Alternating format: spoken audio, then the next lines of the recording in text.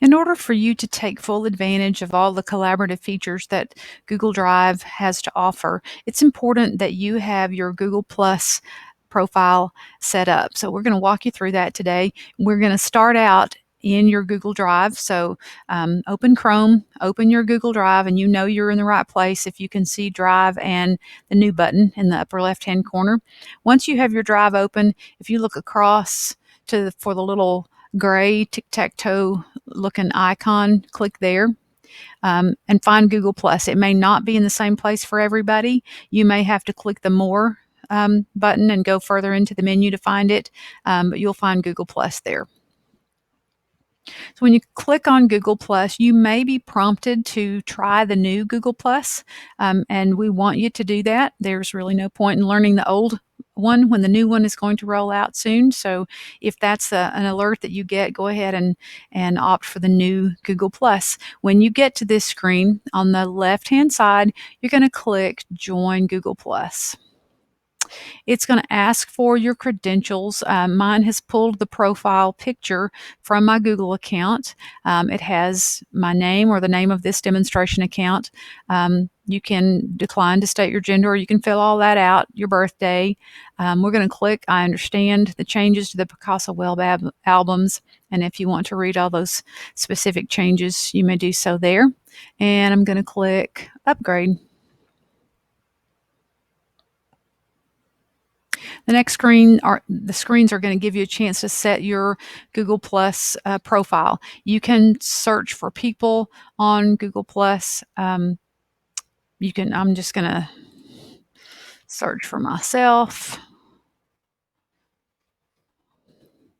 And there I am. And you'll get a chance here to click follow for the people that you want to follow and put them in basic categories here. So I'm going to actually create a new circle here and call it GISD, because I'm going to put this person that I'm following in my GISD categories, sort of like a file cabinet. Then I'm going to click continue. Next, it's going to ask you if you want to search for profiles of things that you're interested in. You can come back and customize these. There's a lot to look at here, so you might search for different things that you are interested in. I'm going to click continue for the moment. It's going to remind me if I don't click to follow a lot of people that I might be lonely, and I'm willing to take that chance, so I'm clicking continue anyway. So information is populating here. It's got me as GISD teacher. As the amount of information you fill out here is really up to you. One thing that would probably be important for you to add here is where you work. And at the very least, put your school name, campus name. It has me identified as a GISD teacher here, so I'm just going to say that I work at Acton Middle School, and I'm going to pretend that I am 7th grade ELA teacher. I'm not going to put where I've gone to school and where I live. And you can see that this information is updating over here in the right-hand side of my screen, so you can kind of see how it's going to look. So when I'm satisfied with that, I can click Finish. Also, you can take a picture of yourself here. If you don't have a picture associated with your profile, if you have a picture on your computer that you want to use, you can upload that here.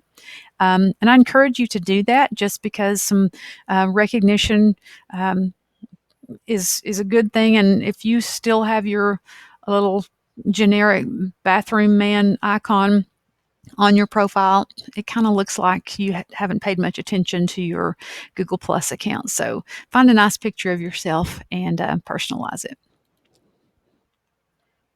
So once I click Finish, here, this is my Google Plus newsfeed. This is the home screen for my account.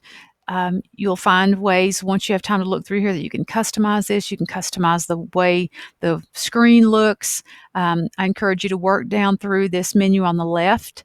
We are going to work specifically with communities later on. So you'll want to be sure that you take a look there. We're going to create some communities where for special groups like your professional learning network, where teachers can share information, toss ideas around, sort of collaborate in a semi-private environment. So you want to take a look at those. Um, you can go to your settings and look at all the options for privacy, for the way you want to be notified about things. It's a lot to look through there, and I do encourage you to read those and make the choices that you want to make to personalize your profile. One important thing to remember and to see here, and you can see in the upper right-hand corner of my screen, this multicolored circle with a question mark in it. That is a new feature that Google has added to, it's a built-in help menu. So let's say that I'm trying to set up my profile and I look over here and I have no idea what Google Collections are. So I'm going to go up here to this little help menu. I'm going to click on it and I'm going to ask the question, what is a collection? And you can see that it's finding little videos for me. So I could watch this, find creating new collections. I could watch an introduction to collections. I could find out a little more. This is a 30-second video, and from there I can move on to some of the others here. So I think you'll find some very helpful, interactive, and updated information here on any of the Google tools where you find that little help button within the tool. So spend some time customizing and kind of getting used to your Google Plus profile, and we'll work with them more.